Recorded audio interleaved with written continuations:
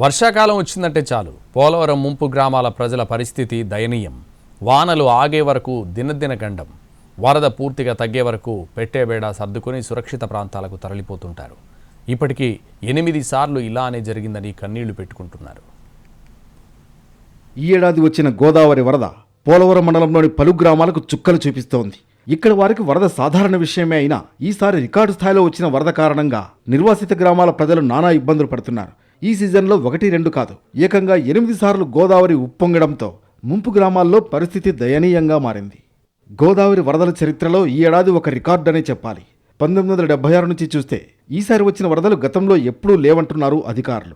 June 12 నుంచి మొదలైన వరద పెరుగుతూ తగ్గుతూ వస్తోంది. ఇలా ఇప్పటి వరకు 8 సార్లు రావడం ఓ రికార్డు అంటున్నారు. ఎగువన కురిసిన భారీ వర్షాలకు ఏజెన్సీలోని కొండవాగులు తోడు కావడంతో గోదావరి ఉప్పొంగుతోంది. గడిచిన 50 ఏళ్లలో ఎప్పుడూ ఈ స్థాయిలో రాలేదని అంచనా. ఈ ఏడాది వరుసగా వచ్చిన వరదల కారణంగా వేలేరుపాడు, కుక్కునూరు మండలాల్లోని దాదాపు 25 గ్రామాలకు దారి తెన్ను లేకుండా పోయింది. వరద వచ్చిన ప్రతిసారి భద్రాచలం వద్ద గోదావరి 41 నుంచి 51.9 అడుగుల మధ్య చేరుతూ వచ్చింది. దీంతో విలీన మండలాల ప్రజలకు కంటి మీద కునుకు లేకుండా పోయింది. ఎగువ ప్రాంతాల్లోని ప్రాజెక్టుల్లో సామర్థ్యానికి మించి ఉన్న నీటిని దిగువకు వదలడంతో ఉధృతి పెరిగింది.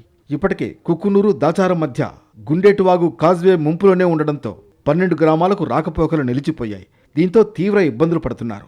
గోదావరి ఉధృతితో నరసాపురం, సకినటిపల్లె మధ్య పంటు సేవ నిలిపివేశారు. దీంతో రాకపోకలు ఆగిపోయాయి. ఎగువ నుంచి వచ్చే వరద మరింత పెరిగే అవకాశం కనిపిస్తోంది. వర్షాకాలం ముగిసేసరికి గోదావరి వరద ఇంకెన్ని రికార్డులు సృష్టిస్తుందో చూడాలి.